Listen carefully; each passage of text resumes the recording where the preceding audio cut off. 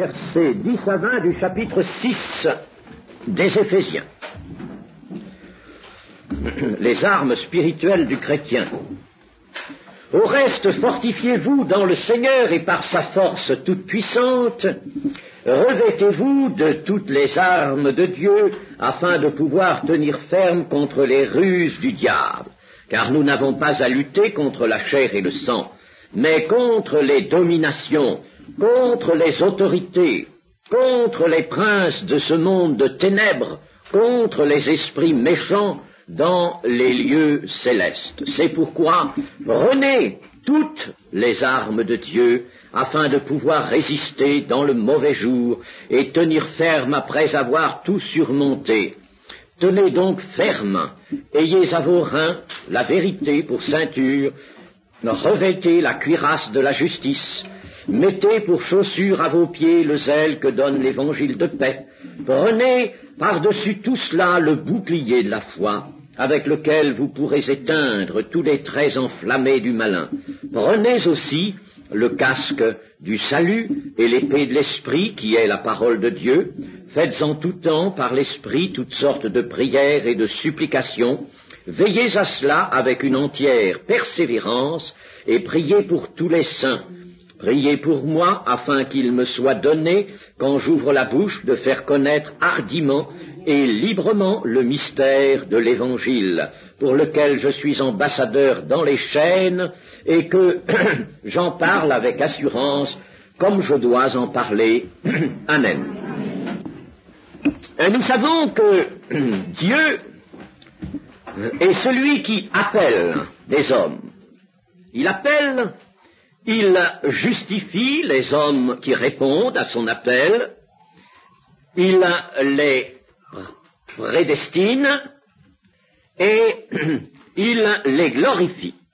Ceux qu'il a connus d'avance, comme l'apôtre Paul nous le dit dans Romains 8, 28, Romains 8, 28, nous savons du reste que toute chose concourt au bien de ceux qui aiment Dieu, de ceux qui sont appelés selon son dessein, car ceux qu'il a connus d'avance, il les a aussi prédestinés à être semblables à l'image de son Fils, afin que son Fils fût le premier-né entre plusieurs frères, et ceux qu'il a prédestinés, il les a aussi appelés, et ceux qu'il a appelés, il les a aussi justifiés, et ceux qu'il a justifiés, il les a glorifiés. Je rappelle cela pour montrer ce que Dieu fait essentiellement pour l'homme. Mais cet homme appelé, justifié, glorifié, c'est-à-dire qui a à sa disposition la force de Dieu, la manifestation de la force de Dieu est une glorification actuelle en ce temps. Eh bien, cet homme que Dieu a donc appelé, prédestiné et glorifié, est sauvé en espérance. Ça ne veut pas dire d'une façon aléatoire, mais il est sauvé en espérance.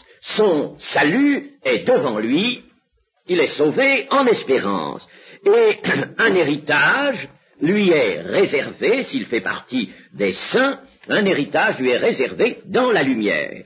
Mais il a un séjour à effectuer sur cette terre. C'est notre cas à tous. Nous avons un séjour à effectuer sur cette terre. Et pendant ce séjour, nous avons à livrer des combats, à combattre. Il est impossible que la foi n'apprenne pas à combattre et ne parvienne pas à une victoire. D'où cette conclusion générale du Seigneur Jésus aux 7 lettres aux églises d'Asie mineure, à celui qui vaincra, je donnerai, ou celui qui vaincra aura telle ou telle chose. Celui qui vaincra. Invitation donc à vaincre au cours des combats. Et nous avons tout de suite une analogie qui se présente à nous, qui s'impose à nous. L'Ancien Testament est là pour nous en fournir beaucoup d'analogies. C'est la situation du peuple d'Israël. La situation du peuple d'Israël que Dieu conduit et que Dieu a en vue de faire entrer dans le pays appelé pays de la promesse, le pays de Canaan, le faire entrer dans ce pays. Et nous allons voir quelle est la situation de ce peuple dans le tout commencement du livre de Josué,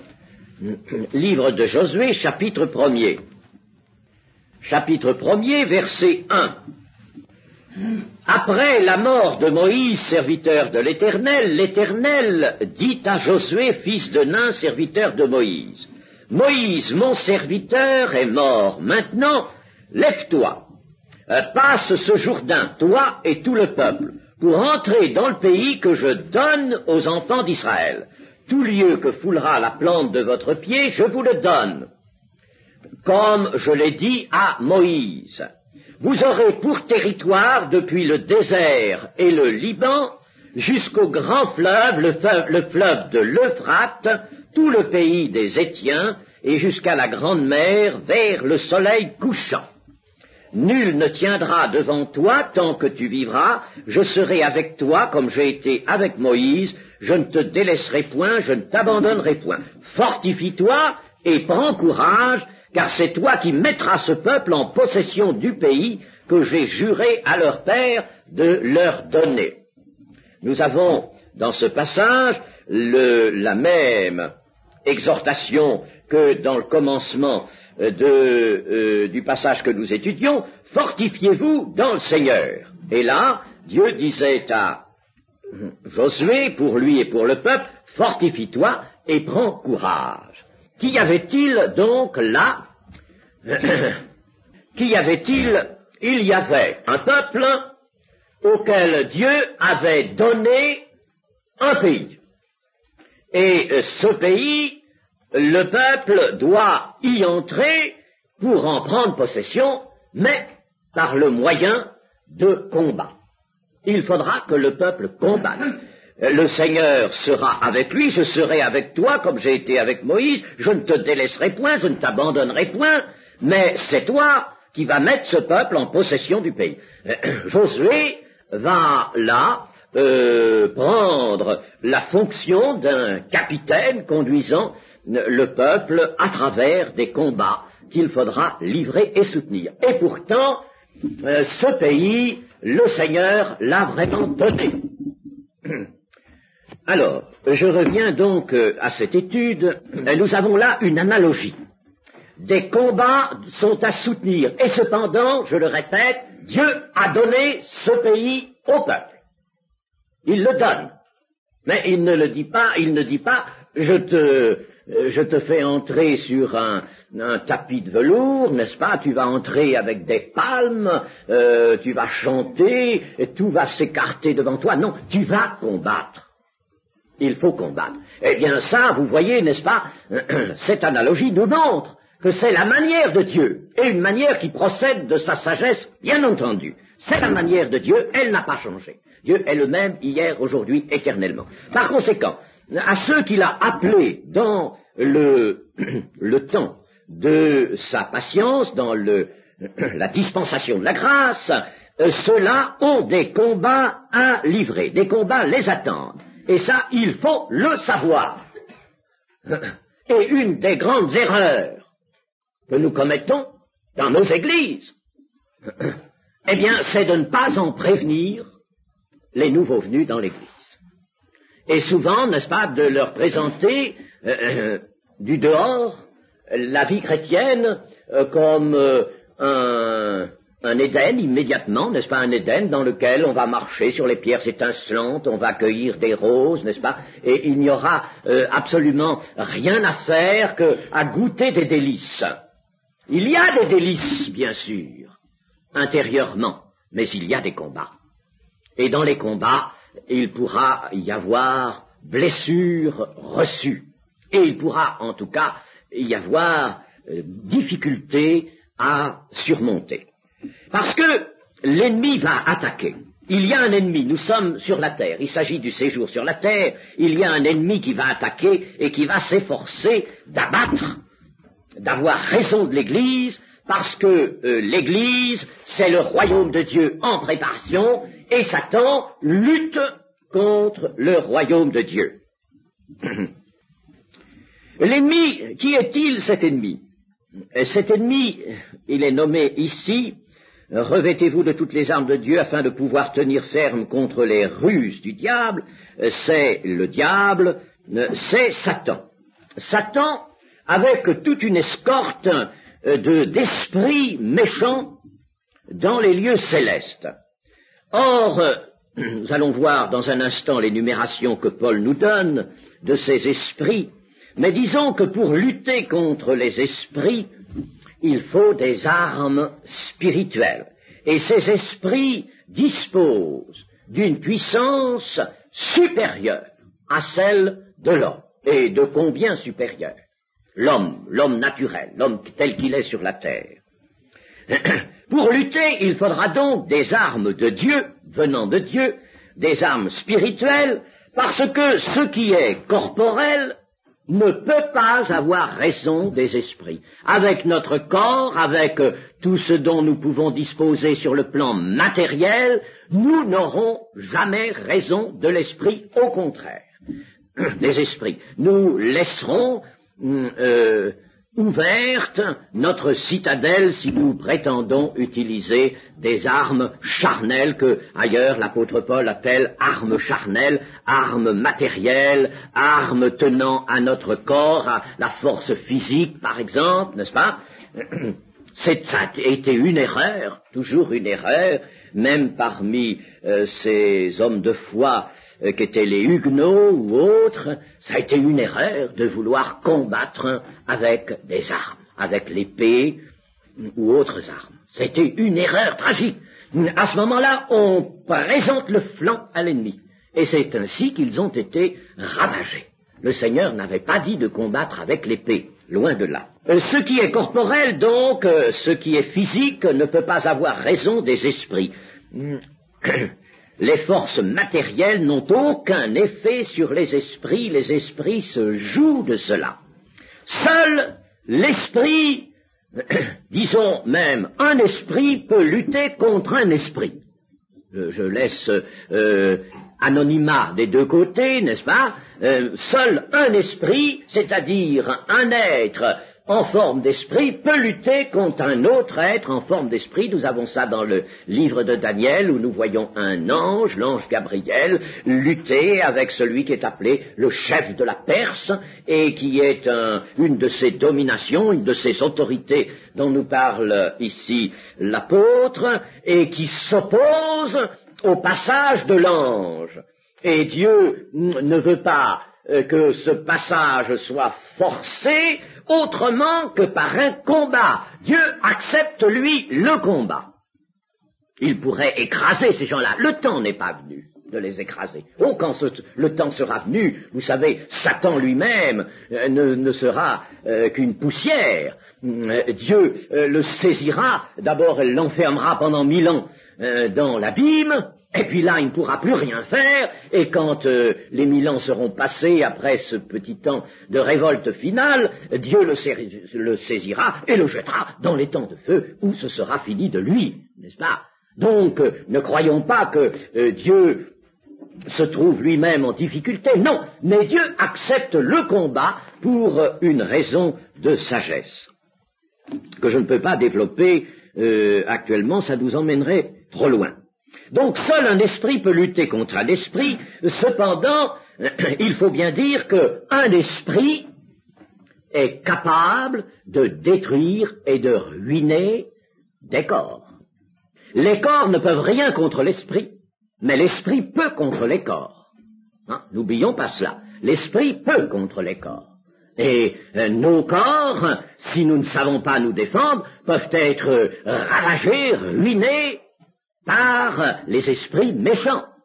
Non seulement ils peuvent en prendre possession, nous jeter, je prends une figure de l'évangile, n'est-ce pas, un récit de l'évangile, nous jeter dans l'eau, dans le feu, n'est-ce pas, nous faire un tas de choses, enfin, nous, pas absolument nous chrétiens, n'est-ce pas, mais nous hommes, nous jeter dans le feu, faire un tas de choses comme ça, et puis faire de notre corps le siège d'une redoutable maladie, n'est-ce pas, mais nous pouvons dire que, inversement, les corps ne peuvent pas lutter contre les esprits. Ceci étant dit, nous pouvons rappeler que l'homme pécheur ne peut pas de lui-même se soumettre à la domination des esprits dont nous parle ici l'apôtre Paul. Il ne peut pas, l'homme pécheur ne peut pas se soustraire à la domination des esprits. Il ne peut que se laisser conduire par eux, dirigé par le bout du nez. Exactement. Et alors, chers amis, n'est-ce pas, on trouve une ignorance dans le peuple de Dieu qui souvent est désespérante. Enfin, elle n'est peut-être pas tout à fait de votre faute. Mais j'entends quelquefois dire ceci: oh, mais il y a dans le monde des hommes comme ceci, des hommes comme cela, qui savent ce qu'ils veulent, qui font ceci, qui font cela, des hommes de bien, etc. Ils sont tous menés par le bout du nez par Satan et les esprits méchants. Tous. Depuis l'homme d'État, on pourrait dire a fortiori, depuis le principal, l'homme d'État, jusqu'à n'importe lequel, n'est-ce pas, des hommes qui prennent place dans les sociétés humaines, n'importe qui, ils sont menés tant que Dieu n'est pas avec eux parce qu'ils sont dans leur péché, ils sont tous sous la gouverne du diable et de ses auxiliaires nombreux, tous ces esprits dans les lieux célestes, comme le dit ici l'apôtre. Ils sont tous menés. Il faut que nous le sachions, nous, n'est-ce pas? Et s'il y a une apparence de sagesse dans la conduite d'un homme, je dis bien une apparence, c'est que nous ne savons pas voir les choses au fond. C'est une apparence de sagesse. Nous n'avons à nous fier à aucun homme, parce que si nous nous fions à un homme, fût-il grand, fût-il impressionnant, et eût-il des paroles heureuses qui ont eu un certain écho en nous, eh bien, si nous avons confiance à un homme, nous reportons notre confiance au diable, tout simplement, à travers cet homme. Et le diable ne va pas manquer de s'en servir. Voyez, comme il est bon, n'est-ce pas, que nous sachions ces choses et que nous en soyons largement prévenus. Seul l'Esprit de Dieu a une maîtrise absolue sur les êtres supérieurs à l'homme, tous ces êtres dont il nous est parlé, ces esprits. Seul Dieu dispose de la maîtrise la plus absolue. Il n'en use pas, je vous l'ai dit, pour tout supprimer, ces êtres méchants, parce que s'il supprimait ces êtres méchants, il supprimerait le contexte de notre épreuve, l'épreuve de notre foi, et nous ne serions pas prêts, nous, à être sauvés. C'est pour nous sauver qu'il laisse encore ça. C'est pour nous avoir, nous. C'est pour nous sauver. Jusqu'au terme de sa patience.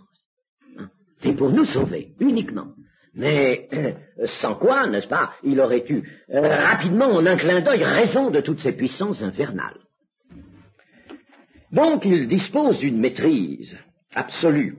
Mais pour nous, il faut, étant disciples de Christ, que nous recevions de Dieu les armes, donc armes de Dieu, les armes spirituelles appropriées au combat. Fortifiez-vous dans le Seigneur et par sa force toute puissante. Voyez-vous, sa force toute puissante. Elle est absolue, elle domine tout, n'ayons pas crainte de cela.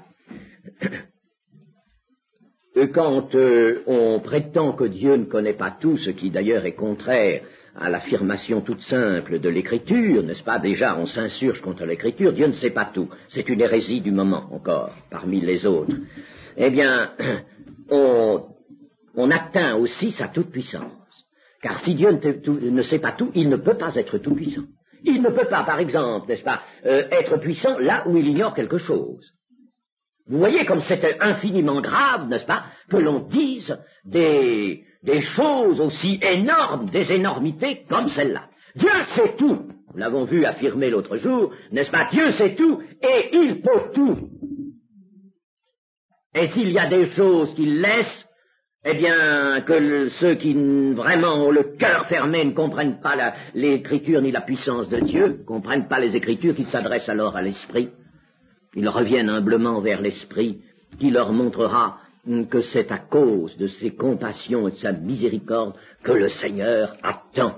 Le Seigneur gagne du temps, le Seigneur veut nous éprouver, nous rendre inébranlables, et pour cela, il faut que notre foi soit soumise au combat, que notre foi sache combattre et être victorieuse. Fortifiez-vous donc dans le Seigneur, c'est-à-dire, soyez à même de disposer de la force du Seigneur, non pas d'une force humaine, laissez toute force humaine de côté, elle ne vaut rien, mais de la force du Seigneur. La force de Christ va se déployer dans le combat du disciple, comme la force de Dieu se déployait dans le combat du peuple d'Israël, prenant possession, sous la conduite de Josué, du pays de la promesse, n'est-ce pas? C'était la force de Dieu qui se développait, non pas la force du peuple.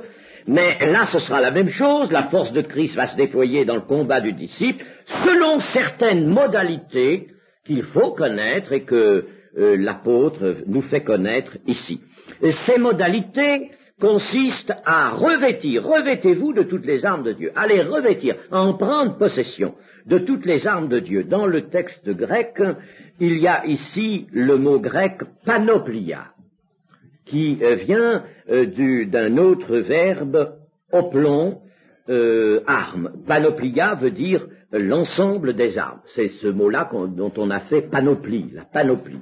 Panoplia. Il est ici ce mot, n'est-ce pas? Donc, à vous revêtir de la panoplie de Dieu, de toutes les armes de Dieu. Et cela afin de pouvoir tenir ferme contre les ruses du diable. Le diable ne va pas employer nécessairement la violence à travers le monde, à travers les autres hommes. Il ne va pas employer toujours la violence. Quelquefois, il cherche à employer la violence en se servant même des éléments. Rappelons-nous la tempête dans laquelle se trouvaient en difficulté les apôtres, n'est-ce pas, au point qu'ils réveillent le Seigneur Jésus parce qu'ils ont peur, ils tremblent, et le Seigneur Jésus va menacer les vents et la tempête et tout va s'apaiser. Donc c'était bien le diable qui soulevait tout ça. Mais le diable ne va pas toujours, n'est-ce pas, agir par des moyens violents. En général même, il n'aime pas trop ces moyens violents. Il préfère la séduction. C'est lorsque il arrivera tout à fait à la fin, sachant qu'il en a pour peu de temps, il le sait déjà, n'est-ce pas, mais tout à fait à la fin, alors là, à travers l'Antichrist, n'est-ce pas, il va alors être obligé, être lui-même amené à utiliser la grande violence. Se revêtir des armes de Dieu, les ruses du diable, c'est le mot ruse du diable que l'on a déjà trouvé dans Éphésiens 4, 14. Afin que nous ne soyons plus des enfants flottants et emportés à tout vent de doctrine par la tromperie des hommes, par leur ruse dans les moyens de séduction. Vous voyez, là la ruse est prêtée aux hommes, mais c'est la ruse de Satan qui s'exerce par le moyen des autres hommes, ce qui est souvent le cas.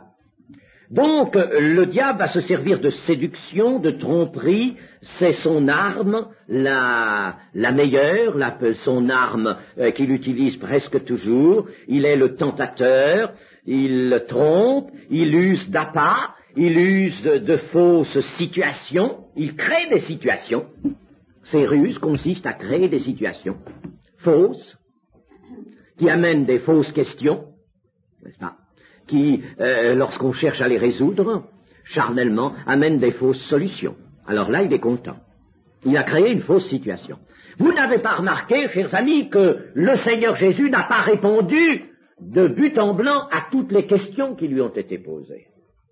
Il n'a pas accepté toutes les situations qu'on a placées devant lui et dans lesquelles on voulait l'enfermer. Il ne s'est pas laissé enfermer dans des situations. Tandis que nous, la plupart du temps, on voit une situation, alors on s'y met, on s'y plaît, on y reste, puis on essaie de résoudre. Il n'y a pas de solution qu'une situation du diable, une situation créée artificiellement par le diable. Alors il n'y a pas de solution. Il n'y a pas de solution. Il n'y a qu'une seule solution, c'est de sortir de cette situation, de ne pas l'accepter, cette situation. De ne pas accepter de situation, de ne pas vouloir s'y mettre. Si par exemple, je fais alliance, je vais vers certaines gens, certaines personnes, que j'accepte un dialogue, comme on dit aujourd'hui avec eux, que j'accepte par exemple, n'est-ce pas, je suppose, tenez, j'accepte d'aller prier, la question m'a été posée, j'ai déjà dit, d'aller prier avec des prêtres catholiques. Bon, j'y vais. Ça, je tombe à pieds joints dans une situation du diable. Je ne dis pas que les prêtres sont les diables, mais le diable se sert des prêtres. Pourquoi je vais tomber dans une situation du diable? Mais parce que ces gens-là n'ont pas la pensée pure de l'Évangile, ils ont tout autre chose, avec un peu d'Évangile, ils ont bien d'autres choses, ils sont dans un système, ils sont attachés à certaines des modalités de ce système, et entre eux et moi, il n'y a pas parité, il y a, comme dit Paul dans un texte, joug inégal. Il y a un joug de travers, n'est-ce pas? Et alors, nous voulons tirer un char avec un joug inégal, un joug de travers. C'est exactement le sens de ce que dit Paul. Imaginez, n'est-ce pas, deux bœufs, par exemple, tirant, n'est-ce pas, un char. Voilà, n'est-ce pas, le char, ça c'est les bœufs, n'est-ce pas, et le joug de travers. Comment voulez-vous que ça marche droit? C'est pas possible. C'est ce que Paul dit, le joug inégal. C'est traduit dans second par le joug inégal, je crois, c'est-à-dire un joug qui est de travers. Hein? Alors, ce n'est pas possible. C'est une situation du diable. Ça va aller de travers. Ça va aller dans le fossé. On ne peut prier que si on est tous d'accord sur la vérité. Quand quelqu'un m'a posé la question, un jeune, est-ce que on peut aller prier avec des prêtres? Si des prêtres vous demandaient d'aller prier avec eux, que feriez-vous? Je dis, je prendrais la Bible, l'épée, et je leur lirais certains passages clés. Je leur dirais, êtes-vous d'accord avec ça? Oui, s'ils me disaient oui, je leur dirais, bon, alors, le jour où votre vie sera en règle avec ça, c'est-à-dire que la vérité que vous acceptez, en principe, sera une vérité pratique dans vos vies, nous prierons ensemble. Jusque-là, au revoir. C'est ça, n'est-ce pas, qui forcément va nous faire chavirer. Enfin, n'oublions pas, chers amis, qu'un certain Usa a été frappé de mort parce qu'il a mis sa main pour retenir un char qui allait de travers. Et sur ce char, il y avait l'arche de Dieu. David, au début, n'a pas compris, il a compris un peu plus tard. Et Usa a été frappé de mort sur place. Pourquoi le char était-il de travers? Pourquoi l'arche menaçait-elle de tomber sur le côté? Parce que, au lieu d'obéir à Dieu, au lieu de transporter l'arche par des sacrificateurs, on avait mis l'arche sur un char. Bien fait, tout neuf, magnifique. Un char tout neuf. Mais le char, il était sur un mauvais chemin, n'est-ce pas? Et le char, évidemment, il ne peut pas aller droit. Tandis que les sacrificateurs, avec leurs pieds, eux, ils pouvaient tenir l'arche en bonne position. Dès qu'on sort, n'est-ce pas, de Dieu, et le diable nous fait sortir, il a essayé de faire sortir Jésus. Vous croyez que si le diable, aujourd'hui, pouvait encore tenter Jésus sur cette terre, et qu'ils lui disent, tu veux, on va aller prier avec ces gens-là. Vous croyez que Jésus accepterait d'y aller? Non pas. Il n'a même pas prié avec ses apôtres. Il n'a pas prié avec ses apôtres, parce qu'il n'y avait pas accord. Il aurait prié après la Pentecôte. Mais il n'a pas prié avant. Il y a eu une seule tentative à Gethsémane, 3 qu'il a approchés, et encore est-il qu'il est allé plus loin, et que ceux-là n'ont même pas pu prier, ils se sont endormis. Ils n'ont jamais prié avec leur maître. Il faut être d'accord, si 2 ou 3 s'accordent pour demander une même chose, c'est un accord du Saint-Esprit, et il faut qu'il y ait un accord dans l'obéissance. Un accord d'obéissance. Il faut tous, n'est-ce pas, être sur l'égalité, dans l'obéissance, et tirer un même joug, un joug qui est droit. Par conséquent, les ruses consisteront essentiellement à créer de fausses situations, de faux problèmes, et à appeler de fausses solutions, bien entendu. Alors là, n'est-ce pas, le char de l'Église s'embourbe, se renverse, et tout ce qu'on veut bien. le diable gagne de cette manière-là. Car nous n'avons pas à lutter contre la chair et le sang, mais contre les dominations, contre les autorités. La chair et le sang, c'est-à-dire nous n'avons pas à lutter contre la corruption propre à l'homme naturel lui-même. L'homme a un processus de corruption qui agite en lui. Bon, c'est la chair et le sang, l'homme naturel. Bien, s'il y avait à lutter contre ça, ce serait déjà quelque chose. Mais il y a plus fort que ça. Ce n'est pas seulement contre, donc, la puissance de ténèbres qui est attachée à l'homme naturel et au vieil homme en nous, le vieil homme que nous avons à maintenir dans la mort, dans le crucifiement. Ce n'est pas, n'est-ce pas, contre cela seulement, contre les propres penchants de l'homme lui-même, de ce vieil homme. Ce n'est pas seulement contre cela, mais au-delà de ces penchants, il y a une puissance de mal qui lutte contre l'homme régénéré et qui lutte contre le règne de Dieu. Et cette puissance-là, elle est cosmique. Elle est cosmique dans les lieux célestes. Je ne dis pas dans la cité de Dieu. Lieu céleste ici ne veut pas dire cité de Dieu. Mais dans les airs, comme dans cette même épître, Paul l'a dit, n'est-ce pas, dans les airs. Elle est dans les airs. Ces esprits sont dans les régions supérieures de la terre, et c'est de là qu'ils exercent leur maléfice.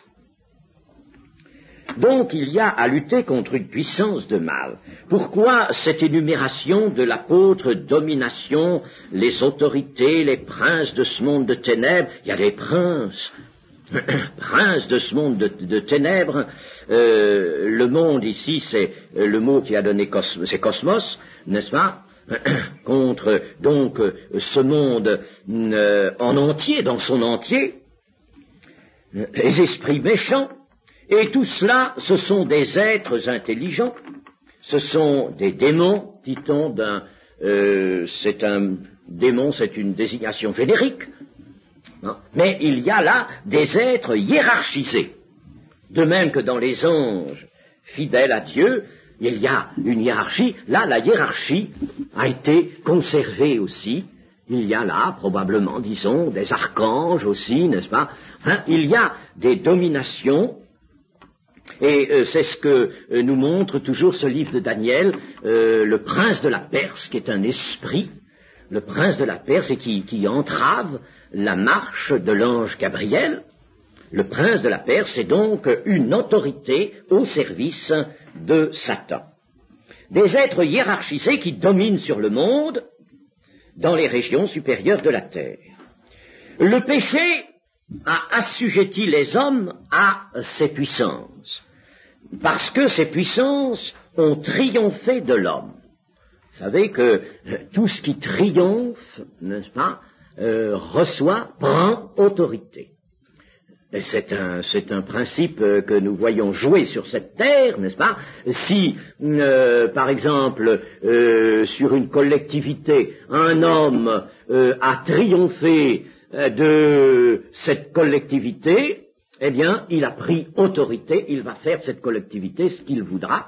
C'est comme ça que les dictateurs arrivent à pouvoir maîtriser des peuples. Alors, ces puissances ont triomphé de l'homme, mais par Christ, le rapport de la puissance se trouve brusquement renversé.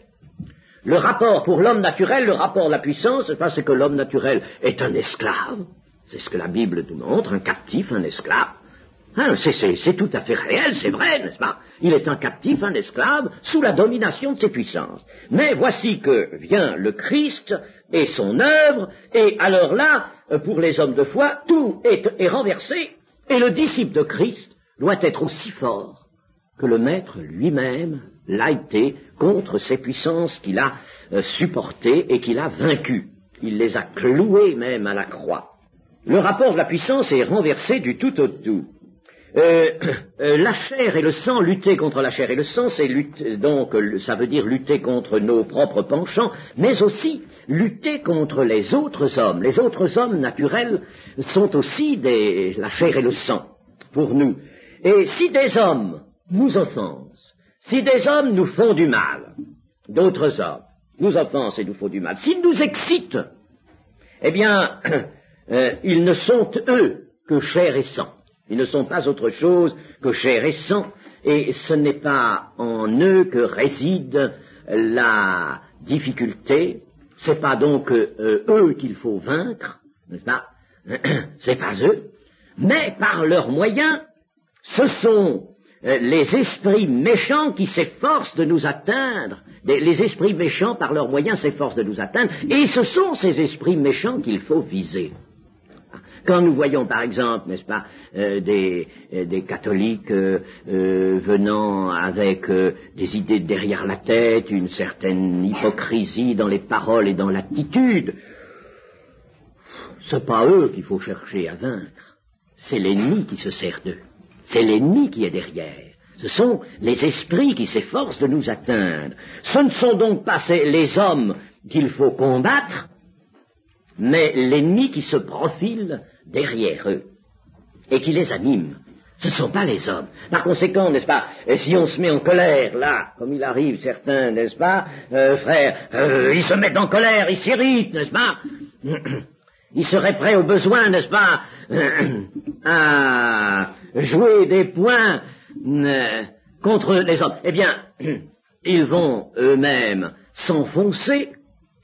Ils vont se mettre dans une situation de plus en plus grave et pénible, parce qu'ils luttent contre la chair et le sang, contre ces hommes, et ils n'atteignent pas les esprits qui les animent. Mais s'ils prennent les armes de Dieu, les armes spirituelles, en mettant les poings dans la poche, n'est-ce pas, eh bien, ils atteindront l'esprit, et ils désarmeront ces hommes. Et c'est ce que, vis-à-vis aujourd'hui des tentatives pernicieuses de certains milieux catholiques, disons du catholicisme, c'est ce que nous avons à faire, atteindre l'ennemi qui est là, atteindre l'ennemi par les armes spirituelles. Et ce sont justement ces armes-là qu'on néglige. C'est pourquoi prenez toutes les armes de Dieu afin de pouvoir résister dans le mauvais jour. Quel est ce mauvais jour? Eh bien, ce mauvais jour, il n'est pas le même pour tout le monde, et c'est tout temps d'épreuve, tout moment de tentation, toute circonstance qui nous met en grave difficulté, qui exige un combat de nous, c'est ça le mauvais jour. Pour l'un c'est aujourd'hui, pour l'autre c'est demain, n'est-ce pas? Le mauvais jour, c'est le moment ou la circonstance où nous sommes là, menacés, combattus, n'est-ce pas? Les forces de ces esprits sont sur nous, sont en train de vouloir nous coucher, nous abattre. Peut-être sommes-nous déjà tombés, c'est le mauvais jour.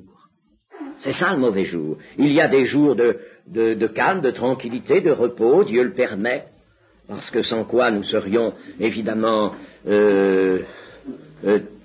nous serions dans l'incapacité de pouvoir poursuivre le combat. N'est-ce pas? Dieu ne veut pas que la tentation ou la séduction dépasse nos propres forces, les forces dont nous pouvons disposer. Alors, dans le mauvais jour, c'est là qu'il faut combattre, et deux choses sont à faire. D'abord, tout surmonter dans un combat décisif, tout surmonter, et quand ça a été surmonté, tenir ferme, après avoir tout surmonté, tenir ferme. Il y a des gens, des chrétiens, qui surmontent pendant un temps, très bien, et puis ils arrivent à la fin de ce combat. Alors, ils s'arrêtent trop tôt, ils ne prennent pas de disposition selon la sagesse, selon la prudence, n'est-ce pas? Et puis alors, quand ils sont bien là, qu'ils se sont assis, n'est-ce pas? L'ennemi revient, pof, il les fait tomber. Il les fait tomber parce qu'ils se sont mis au repos, n'est-ce pas? Et après avoir tout surmonté, ils n'ont pas tenu ferme. Il faut surmonter dans le mauvais jour, et puis ensuite se tenir sur ses gardes. Et alors, là, l'apôtre va faire une énumération des différentes armes de Dieu. Il va dire, tenez donc ferme, ayez à vos reins la vérité pour ceinture, revêtez la cuirasse de la justice.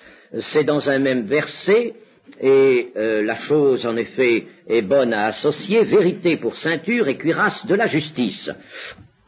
Il était question dans Ésaïe d'une ceinture pour le Seigneur Jésus-Christ, vue prophétiquement.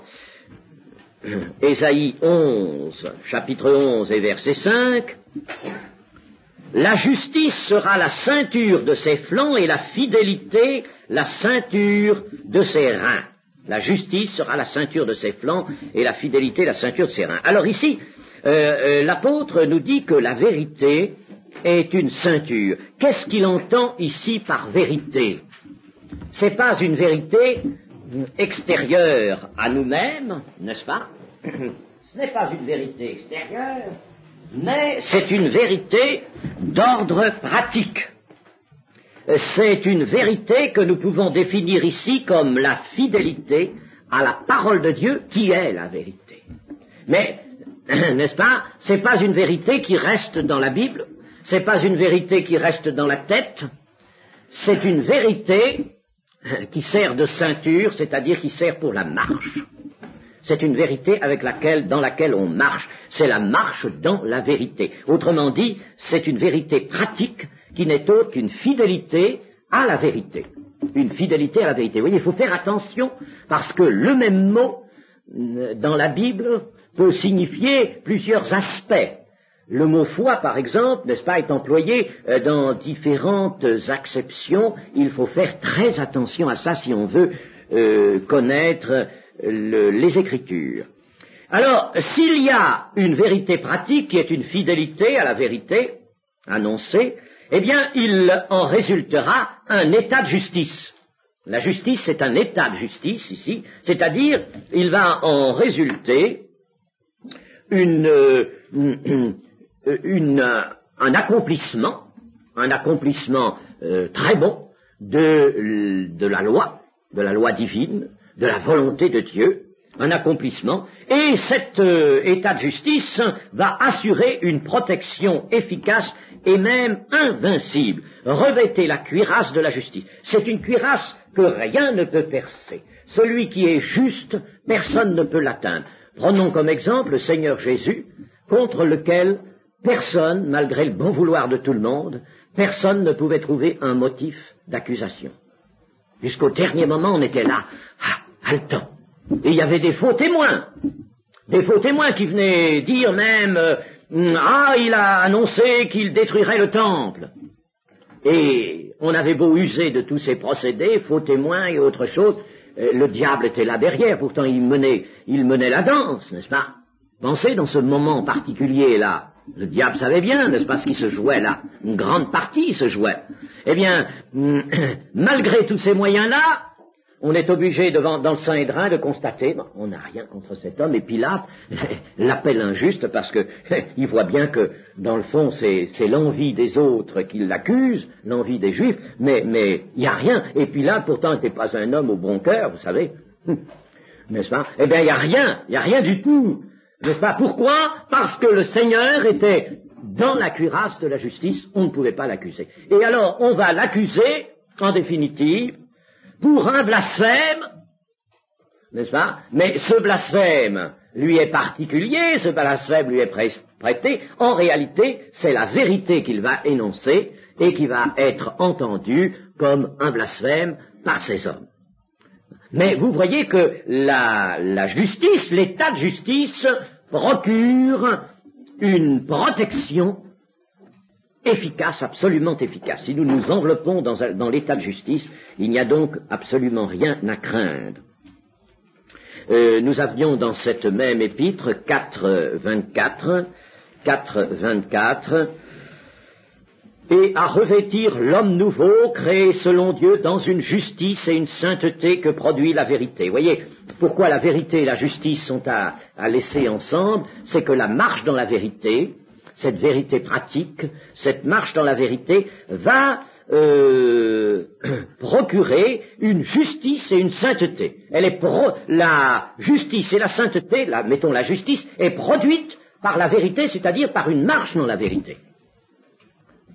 Alors, ça, n'est-ce pas, c'est la chose capitale. Si le chrétien a la vérité pour ceinture et la cuirasse de la justice, là, il est inattaquable. Vérité pratique et justice du juste, telle est l'attitude exemplaire du disciple, de l'homme droit, la vérité étant ce comportement de l'homme qui plaît à Dieu et qui a été parfaitement réalisé en Jésus-Christ. Ensuite, il est question de chaussures. Mettez pour chaussures à vos pieds le zèle que donne l'évangile de paix. Chaussures, c'est encore Ésaïe qui nous parlait de chaussures. Ésaïe 52, 7, enfin pas tout à fait de chaussures, mais de pieds. Ce qui était tout de même très proche. 52, 7. Qu'ils sont beaux sur les montagnes les pieds de celui qui apporte de bonnes nouvelles, qui publie la paix. Or, les bonnes nouvelles, la paix publiée, c'est l'évangile. De celui qui apporte de bonnes nouvelles, qui publie le salut. Et c'est très certainement à cette image que Paul se réfère.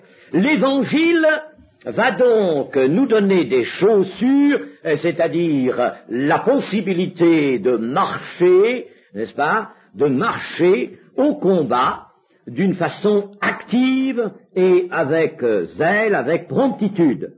Le chrétien sera rendu capable de marcher de façon sûre et alerte, ayant l'évangile de paix, c'est-à-dire ayant le calme et la paix en lui-même. Il va donc avoir d'excellentes chaussures, peut-être des bottes de 7 lieues, si vous voulez, n'est-ce pas, pour marcher, avancer au combat. Alors là, personne ne l'arrête, n'est-ce pas, s'il est dans l'évangile. Évangile, puissance de Dieu. Ensuite, verset 16. Prenez par-dessus tout cela le bouclier de la foi avec lequel vous pourrez éteindre tous les traits enflammés du malin.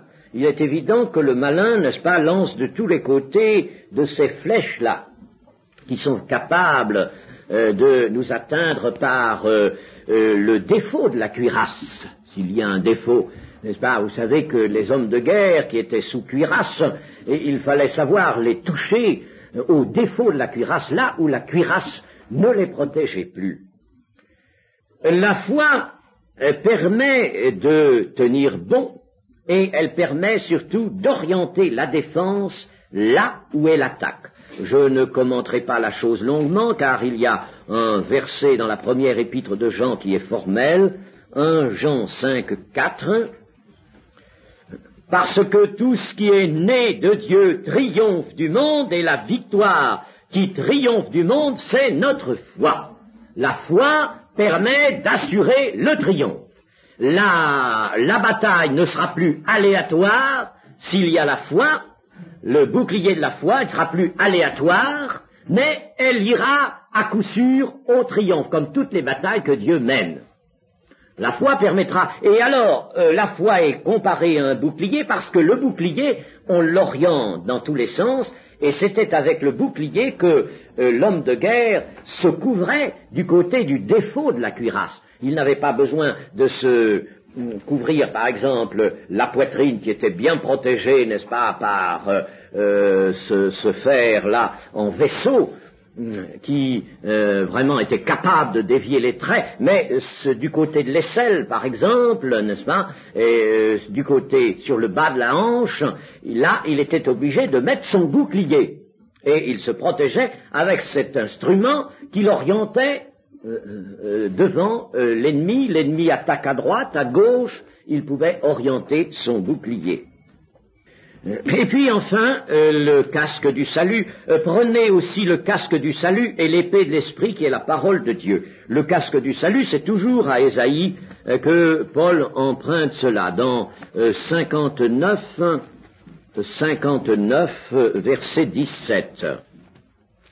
Chapitre 59 d'Ésaïe, verset 17. Il se revêt de la justice comme d'une cuirasse. Vous voyez, la justice est une cuirasse. Et il met sur sa tête le casque du salut, il prend la vengeance pour vêtement, il se couvre de la jalousie comme d'un manteau, il rendra à chacun selon ses œuvres.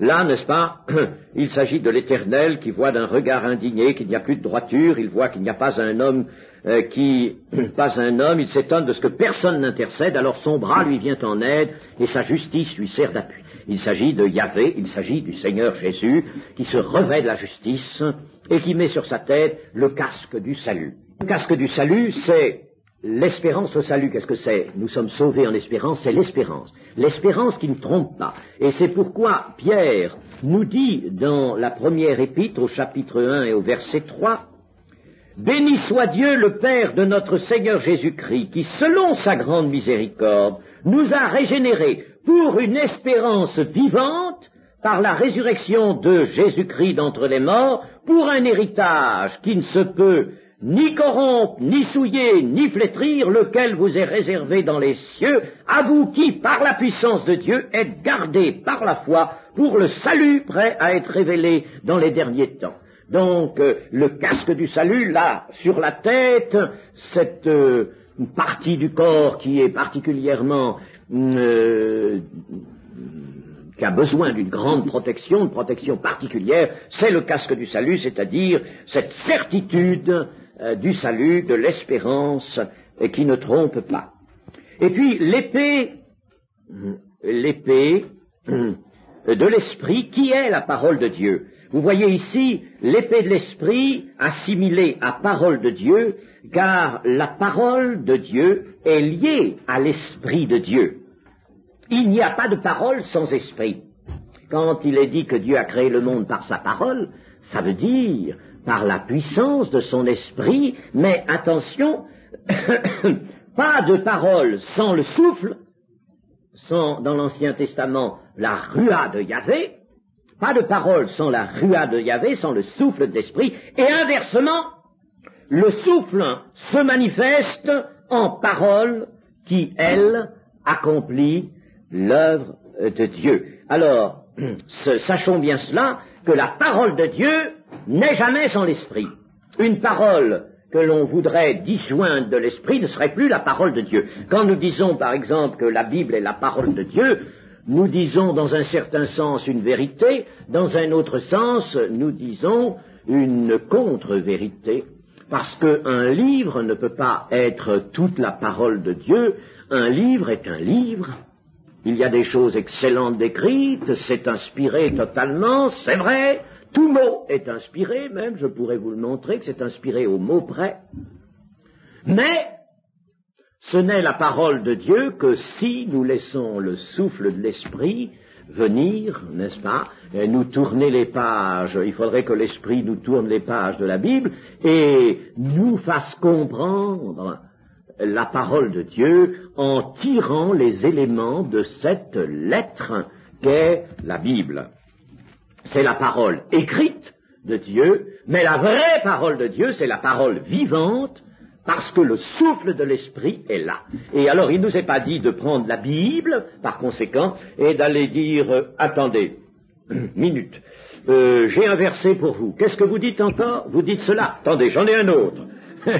N'est-ce pas? Et puis, de faire une bataille à coups de versets bibliques.